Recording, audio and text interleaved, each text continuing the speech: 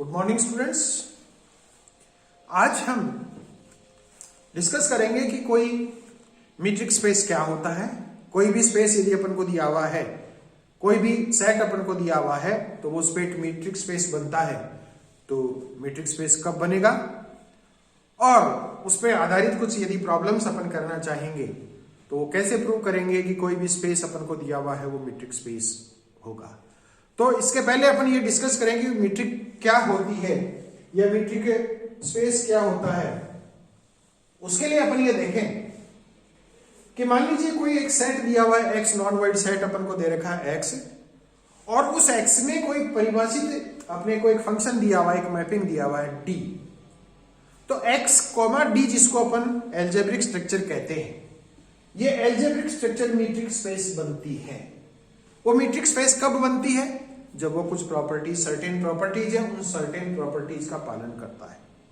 उन certain properties में पहली प्रॉपर्टी जो है वो M1 प्रॉपर्टी है, और वो M1 प्रॉपर्टी ये कहती है कि यदि dxy ग्रेटर देन और इक्वल्स टू 0। सिंपल मीनिंग में अपन dxy को अपन ये कहते हैं कि ये दो, उस x के कोई दो एलिमेंट लेते हैं x और y, उनके बीच मीट्रिक है।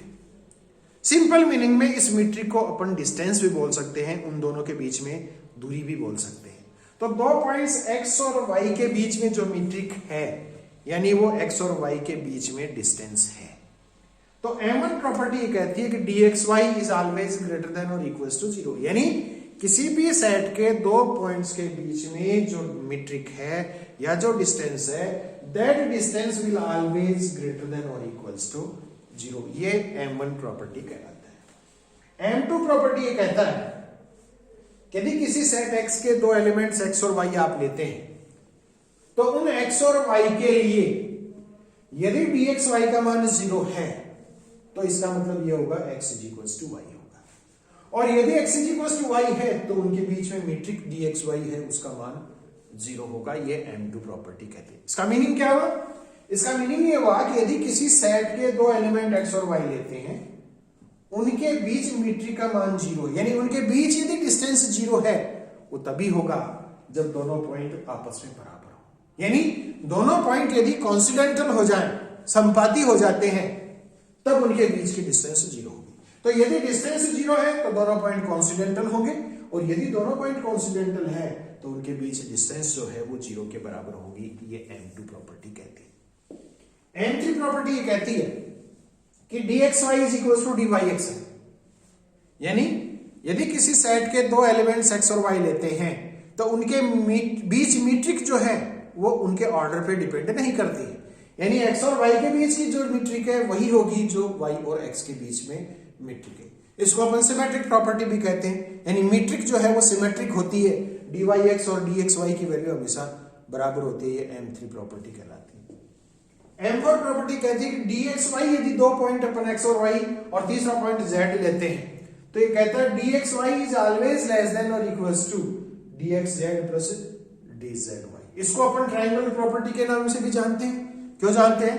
यदि अपन ट्रायंगल में 3 पॉइंट्स x, y और z लेते हैं, तो ये कहता है x और y के बीच की जो डिस्टेंस है, x और y के बीच की डिस्टेंस है, y और z और x और z के बीच की डिस्टेंस निकालते हैं, तो ये कहता है कि x और y के बीच, यानी दो पॉइंट्स के बीच की डिस्टेंस, यानी उस ट्रायंगल की एक भुजा, वो एक ट्रायंगल की भुजा बाकी दो भुजाओं के योग से हमेशा कम या बराबर होती है, जिसको किसी भी ट्रायंगल के लिए ट्रायंगुलर प्रॉपर्टी अपन बोलते हैं। इसीलिए इस प्रॉपर्टी का नाम भी ट्रायंगुलर प्रॉपर्टी है। तो ये ट्रायंगुलर प्रॉपर्टी सेटिस्फाई होती है, ये M4 प्रॉपर्टी होती है।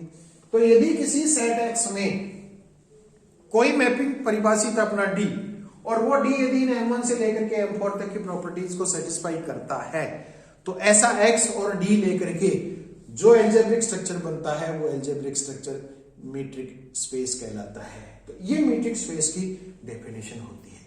अब किसी भी प्रॉब्लम में अपन को यदि किसी सेट को मीट्रिक स्पेस प्रूव करना है, तो उस सेट में परिभाषित जो फंक्शन D है, उस D के लिए अपन ये बताएंगे कि M1 से लेकर के M4 तक की प्रॉपर्टीज सेटिस्फाई होती हैं। यदि वो सेटिस्फाई होंगी तो D मीट्रिक बनेगा और X, D मीट्रिक स्पेस बनेगा। तो इस तरह से अपन कुछ प्रॉब्लम्स को यहाँ पर स्टडी करेंगे, और वो प्रॉब्लम्स अपन देखें तो जैसे मान लीजिए अपने को एक प्रॉब्लम दिया हुआ है कि let x be the set of real valued continuous function. Let x be the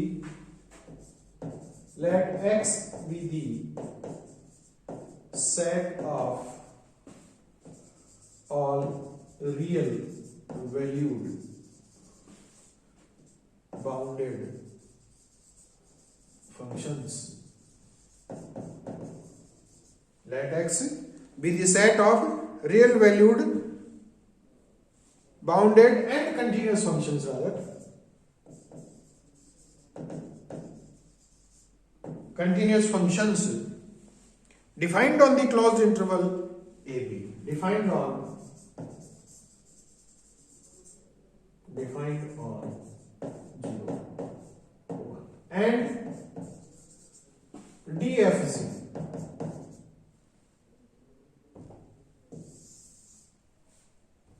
and DFZ is equals to integral 0 to 1. DFG is equals to integral 0 1 modulus of fx minus gx dx for all f comma g belongs to x, and dfg is equals to integral 0 1 modulus of fx minus gx dx. Be a mapping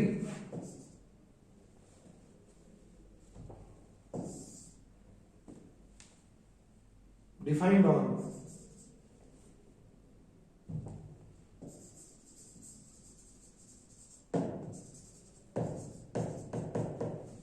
0, 1. Then prove that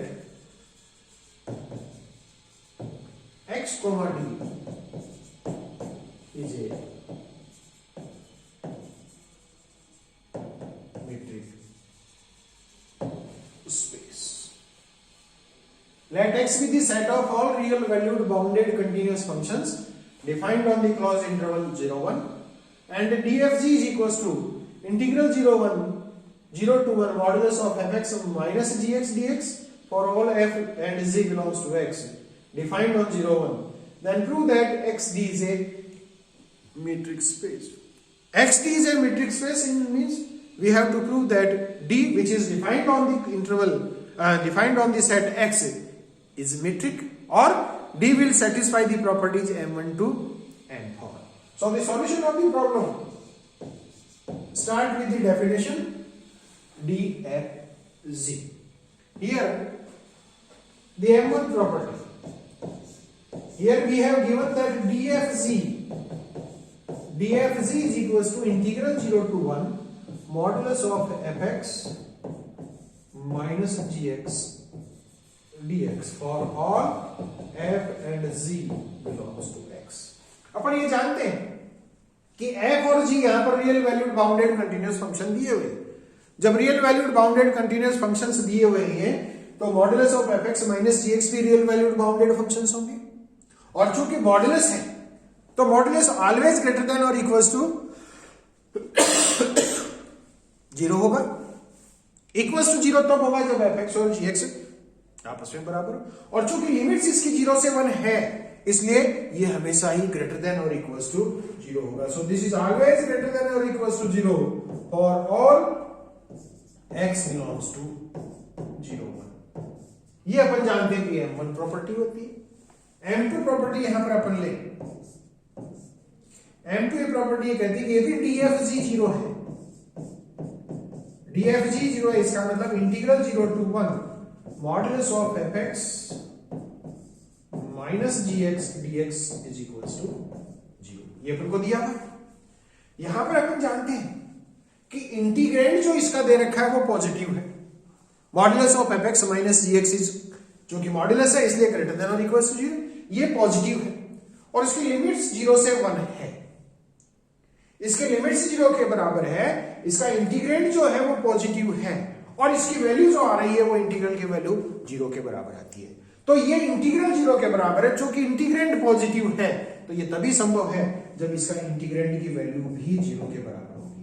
this is only possible when modulus of fx minus gx is equal to 0।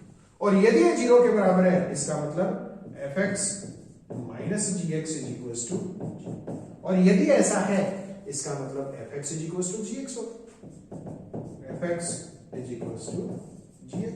और इसका मतलब ये निकला f is equal to g for all f and g belongs to x। तो यदि dfg 0 के बराबर है, इसका मतलब ये होगा f is equal to g। इसका वाइस वर्सा अपन यदि ले, तो यदि f is equal to g है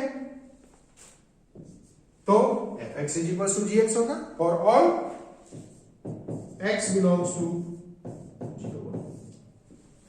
और यदि fx is equal to gx है तो fx माइनस gx 0 के बराबर होगा, उसका मॉड्यूलस भी 0 के बराबर होगा, उसका इंटीग्रल भी 0 के बराबर होगा।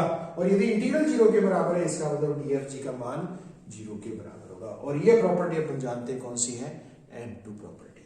इसी तरह से अपन M3 प्रॉपर्टी को निकालें।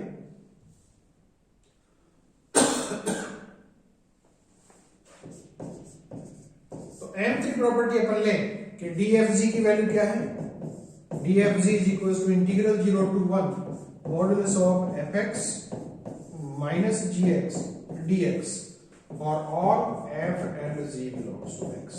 इसको अपन इस तरह से भी लिख सकते हैं, this is equals to 0 to 1, इस मॉड्यूलस को आप लिख सकते हो gx minus fx dx। और डेफिनेशन से यदि ऐसा लिखें तो ये अपने पास बराबर आता है d of gn for all f and g belongs to x। यानी dfg किसके बराबर है, dgf के बराबर है। और ये M3 प्रॉपर्टी आती है। M4 प्रॉपर्टी को प्रूव करने के लिए अपन ले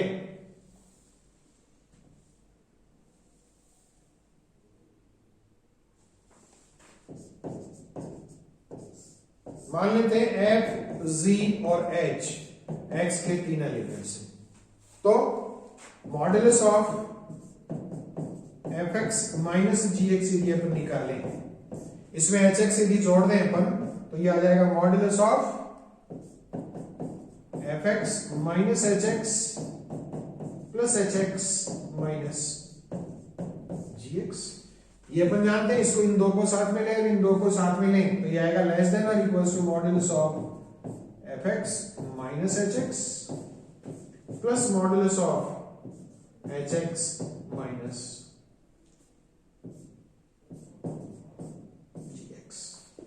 दोनों साइड में अपन इंटीग्रेशन करते हैं, लिमिट 0 से 1 में x के रेस्पेक्ट में, integral 0 to 1 modulus of fx minus gx dx।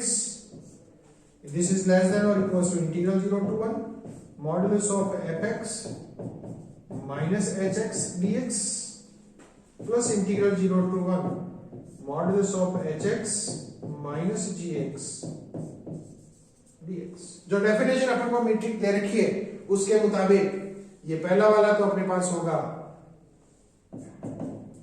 d of fg, this is less than or equals to ये होगा d of fh plus d of hg।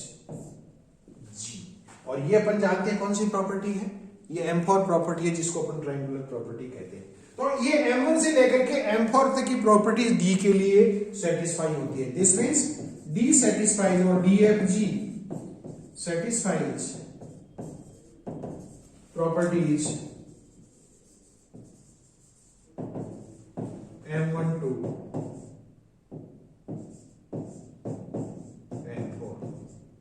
M1 से M4 तक की प्रॉपर्टीज का पालन करती है। इसका मतलब जो D यहां पर परिभाषित था वो D मीट्रिक होगा। D is a metric on X। और जब D X में परिभाषित कोई मीट्रिक होगा तो X, D मीट्रिक स्पेस होगा, इज ए मीट्रिक स्पेस। तो इस तरह से हम कोई भी फंक्शन अपन को दिया हुआ है किसी भी सेट में परिभाषित, तो उस फंक्शन को यदि सेट के साथ में लेकर के एक जो अलजेब्रिक स्ट्रक्चर बनता है, उस अलजेब्रिक स्ट्रक्चर को इस तरीके से अपन प्रूव कर सकते हैं कि वो एक मीट्रिक स्पेस बनता है। Thank you very much.